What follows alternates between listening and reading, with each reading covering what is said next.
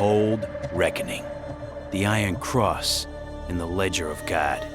What war remembers? There is a particular kind of silence that exists only in places where terrible things have happened. Not the silence of emptiness, the silence of weight, of accumulated fact, of air that has absorbed what occurred in it and never quite released it again. If you have ever stood in such a place, you understand that this silence is not neutral. It presses. It requires something of you. It asks, without words, whether you are paying attention. This story takes place in several such silences. In the forests of Poland, where the trees grew over things that should never have been buried. In the cellars of occupied France, where the walls heard everything and forgot nothing. In the rubble of Berlin, where an empire built on 1,000 years ended in 12. Face down in the dirt it had consecrated to its own glory. And in a small, quiet town in Bavaria in 1962, where an old man sat in a garden and believed, completely, desperately, that he had escaped. He had not escaped. No one escapes. That is not a threat. It is not a comfort.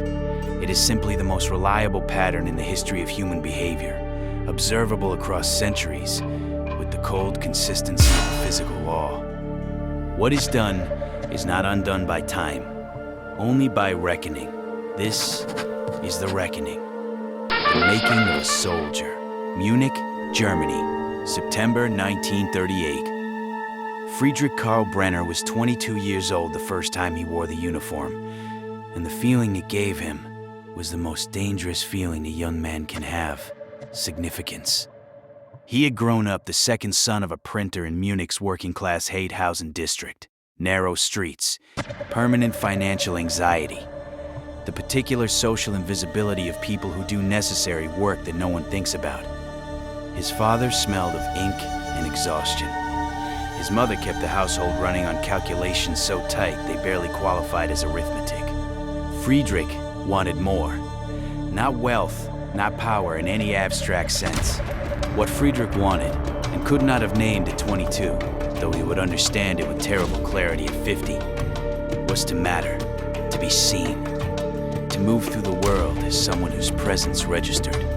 The National Socialist German Workers' Party had an extraordinary talent for finding young men who wanted to matter and giving them a temporary, catastrophic version of it. Friedrich joined the Wehrmacht at 20. He was fit, disciplined, intelligent, and possessed of what his superiors called ideological reliability, meaning he had absorbed, completely and without visible reservation, the worldview being fed to his generation through schools, rallies, and the peer pressure of a society reorganizing itself around a single story about who deserved to exist. He was not, at 22, a monster. This is important to say, not to excuse what came later. Nothing excuses what came later. But the story of how ordinary men become instruments of atrocity is more disturbing and more necessary to understand than the story of monsters who were always monsters. Friedrich Brenner was an ordinary young man who wanted to matter in a time and place that offered him a terrible way to achieve it. He took the offer. France and the house on Rue Pasteur, Lyon, France, March 14th, 1942. By the time Friedrich arrived in occupied France, he had already crossed several lines. Each crossing had been rationalized. Each had moved the boundary of what was acceptable slightly further. By 1942, he had built what such men always build, the internal architecture of justification that allows a person to do terrible things while maintaining a coherent self-image. He was stationed in Lyon, running a small intelligence unit.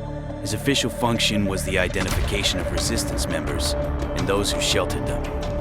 His practical function required him to not think too carefully about what he was doing. He was very good at not thinking too carefully. The informant's report was specific. A family on the Rue Pasteur was sheltered. Friedrich led the operation himself. 4 men, just before dawn, when the body and the mind are at their lowest resistance. They went in at 4:45 in the morning. Friedrich took the stairs. He found the parents in the first bedroom. man and a woman, sitting up in bed, awake. Perhaps they had heard something. Perhaps they were simply people who had been living in fear long enough that their sleep had become shallow. The woman was holding a rosary.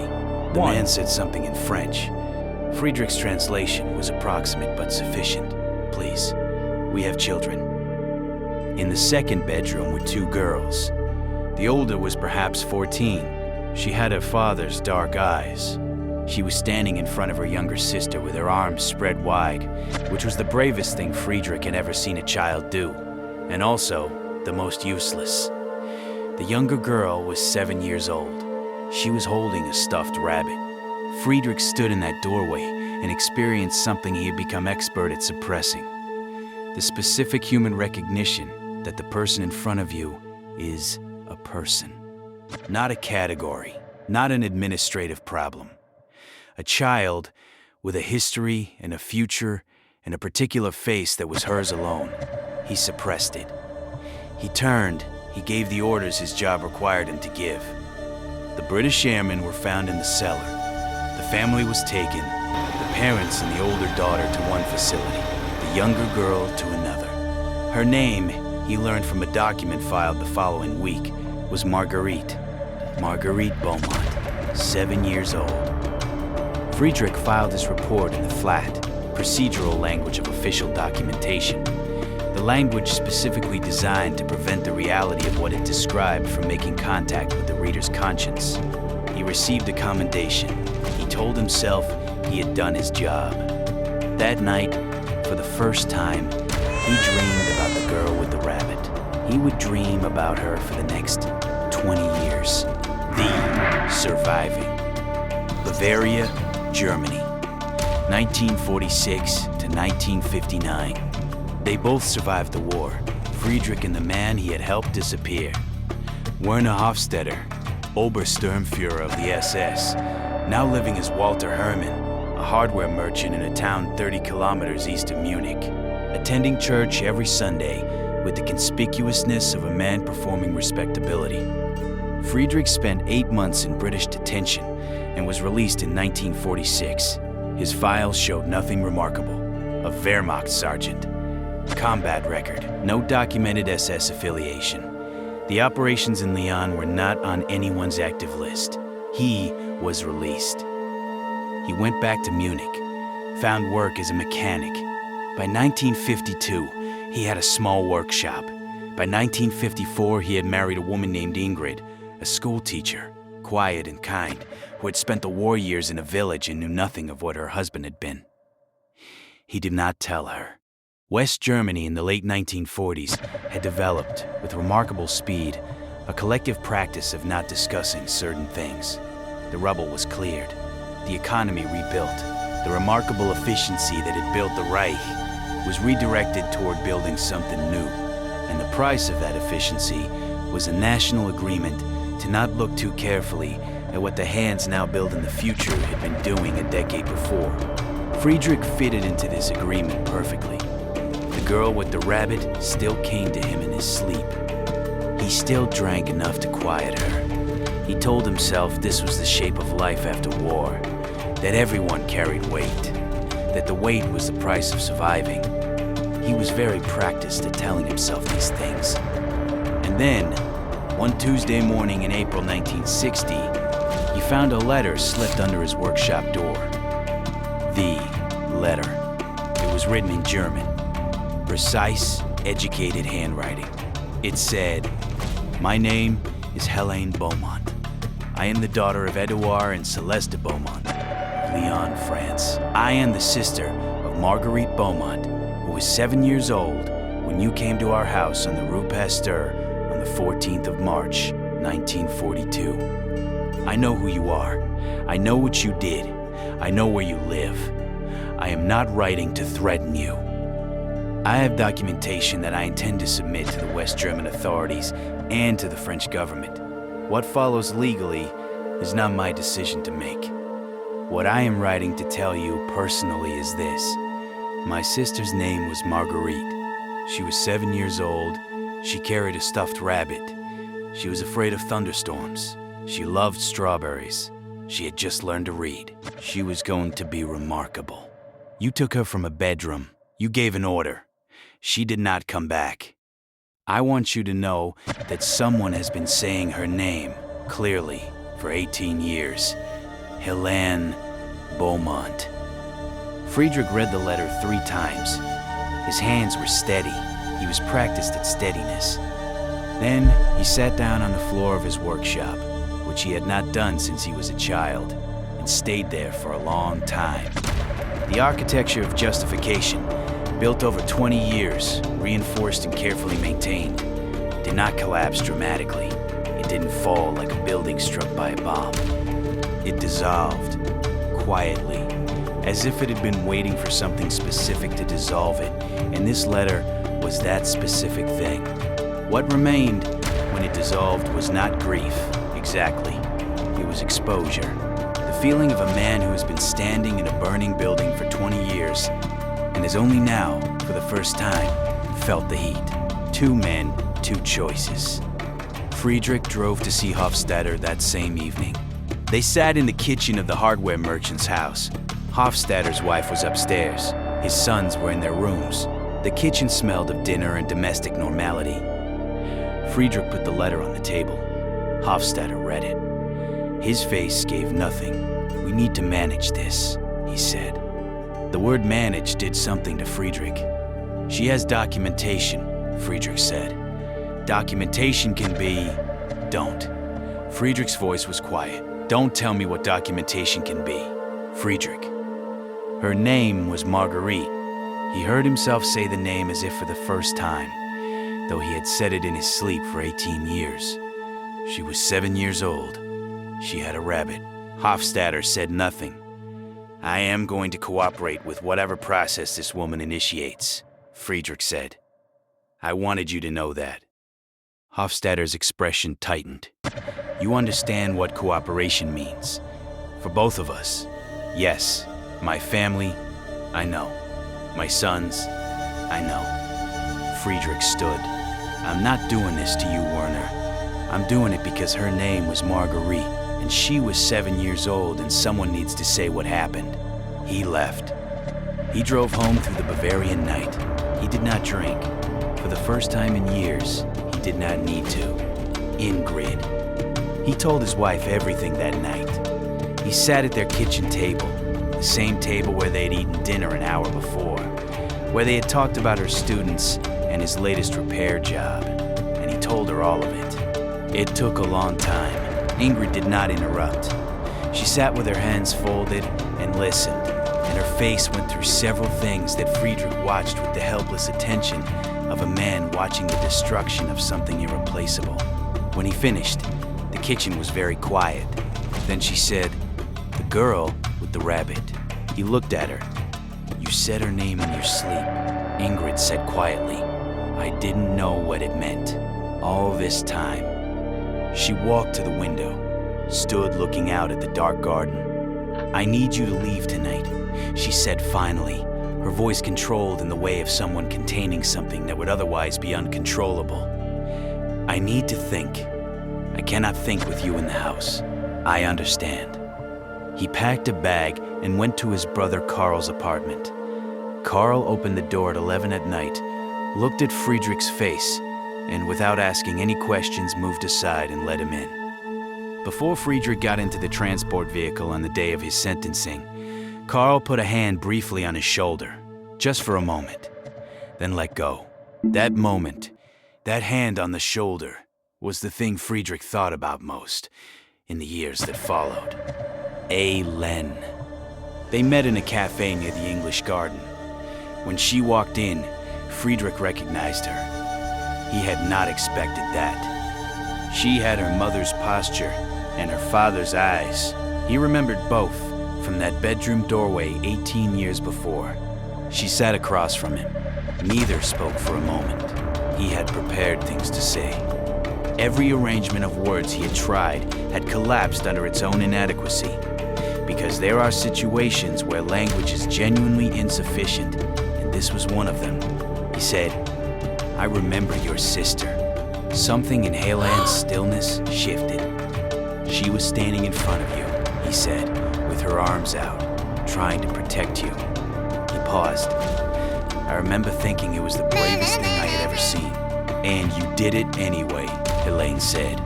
Her voice was level. Yes. What do you want from me? She asked. Absolution? No. He said it immediately. No. There is no absolution for what I did. I'm not asking for anything. I'm telling you that I will cooperate fully with the legal process. I'm telling you that her name, to me, was Marguerite. And I am saying I am sorry in a way I know changes nothing. And saying it anyway because silence is worse. Helene was quiet for a long time. Outside, Munich went about its morning. People walked past with coffee and newspapers, in the uncomplicated forward motion of ordinary lives. Her full name, Helene said finally, was Marguerite Celeste Beaumont, named after our mother. She was afraid of thunderstorms. She loved strawberries. Her rabbit's name was Bernard. She read to him before she went to sleep. Her voice was completely steady. She would have been 25 years old this year. Friedrich said nothing. There was nothing to say. I don't forgive you, Ellen said. I want to be clear about that. Forgiveness is not mine to give and not what justice requires. But I heard you say her name, and that matters to me. She stood and left. Friedrich sat in the cafe until the coffee went cold. He did not move. The reckoning. Werner Hofstetter made a different choice. When the investigators came, within 2 weeks of Friedrich's first meeting with Helene's lawyer, Hofstetter was gone. He had left letters for his wife and sons. He had taken one suitcase and a sum of cash that suggested planning. He was found in Argentina 3 months later, extradited 4 years after that, tried, convicted, sentenced. He died in prison in 1971 at 69 years old of heart failure. His sons never spoke publicly about him. His wife's obituary listed her as a widow. It did not mention his name. Friedrich's own legal process lasted 3 years. He was convicted of crimes against civilian populations in occupied France, sentenced to 6 years, served 4. Ingrid divorced him before the trial concluded. She was not unkind about it. She said, I cannot unknow what I know, and I cannot build a life on the foundation of not knowing it. He understood. He did not contest it. The garden. Friedrich was released at 52 into a Germany being remade by a younger generation asking questions their parents had agreed not to ask. He returned to Munich, found work as a mechanic, rented a small room in Heidhausen, 3 streets from where he had grown up. He lived quietly. He found, in the years after his release, that he had lost the need for the architecture of justification. Not because the weight had decreased. It had not decreased. He suspected it never would. But carrying the weight honestly was, strangely, less exhausting than carrying it under the pretense that it wasn't there. He grew strawberries one summer in the small garden behind his building. He didn't eat them. He left them for the birds. He knew why. He didn't explain it to anyone. In 1969, a letter arrived from France. Monsieur Brenner, I am writing to tell you that I have completed the work I began in 1945. All 11 men have been accounted for, legally and on the record. Marguerite's name appears in the official documentation of every proceeding. She is on the record. She existed. What was done to her is on the record. I don't know what justice is. I have spent my adult life in pursuit of it, and I am still not certain I can define it. What I know is that precision matters, that Marguerite Celeste Beaumont existed and was 7 years old and loved strawberries, and her rabbit's name was Bernard, and she was going to be remarkable. That is on the record now. It cannot be unwritten. That is what I have. Helene Beaumont. Friedrich read the letter at his kitchen table. He folded it carefully. He put it in his breast pocket. His mother's letter had been there once.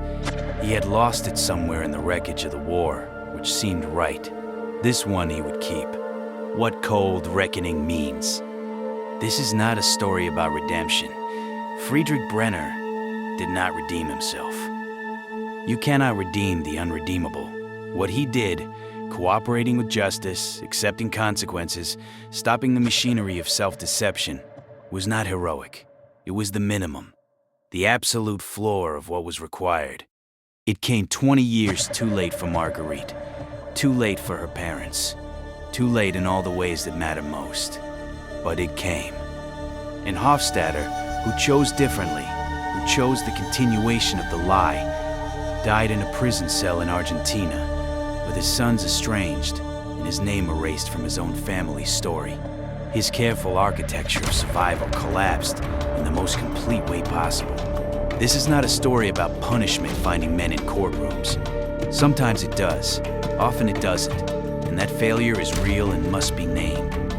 But this is a story about the particular futility of trying to outrun what you have done, about the fact that certain things, once done, are with you always, and the nightly visits of a girl with a stuffed rabbit who will not stay in the past where she has been ordered to stay, and the quality of a man's relationship with his own consciousness, and the slow, structural collapse of a life built on a lie.